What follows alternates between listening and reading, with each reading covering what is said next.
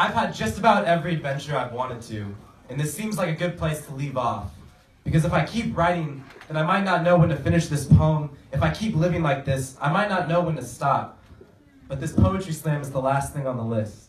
And after that, you can dismiss me from your everyday routine. I will no longer be acting in this show, this life, where comedy and tragedy play roles in scenes of dismal days that will always be cast in, overcast out like an outcast looking in, often about, walking with doubt, who forgets his lines, sitting behind as your supporting role. This is an opera of futility, and I am losing stability, knowing I'm the main character in this viewing, set on a stage in a production whose script I haven't even read through, and everyone I know is attending. But I will never get to see the show myself, and I think I can finally stop pretending, but God forbid me if I ever break character. Don't tell me to start this scene over. I understand the situational irony of falling in love with the sun as it is setting, but never thinking twice about it throughout the other 12 hours it is alive, watching it exhale its color into the sky as just the passing of another star. Of falling in love with the way you watch yourself fall apart. It's a cruel joke with a pity laugh, only silenced by the punchline. This poetry slam is the last big thing. And I state this leaving the judges chiseling away their pencils with their teeth, nervous of the work they must do, as if they are trying to sculpt the answers these hands could not produce. Or this lead cannot make use. I plead complexity, but is really just a simple excuse. But I will live for her, because never have I seen a love as organic as ours. See, because this girl is the type of girl to convince me to chase after a shooting star, as if when we catch up to it, we're going to ask it for all the wishes it never gave us.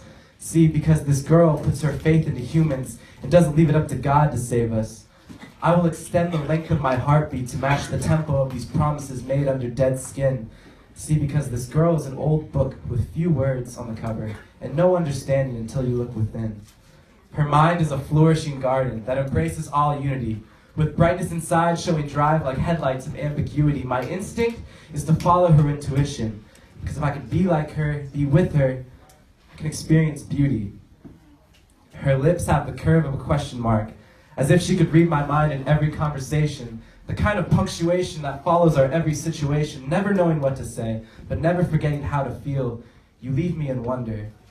She has the body of an hourglass, but one that was broken, and not because of its fragileness, but because the longer I look at her, the less I can keep track of time. With shattered pieces like stained glass windows laid out through the sand, she is a cathedral, both my place of worship and my religion, shimmering through the light. Like a cool breeze that swings your knees on a dock's edge on a summer night, Jasmine, you make me want to live. And I know that's a huge responsibility to give. But something in this play must be going right. If I no longer lay awake in bed and pray for closing night, if I no longer want to see the main character in this show die, I didn't just find you, I found a reason to try. And through love we can live forever. And although it is a timely endeavor, if you're in, so am I.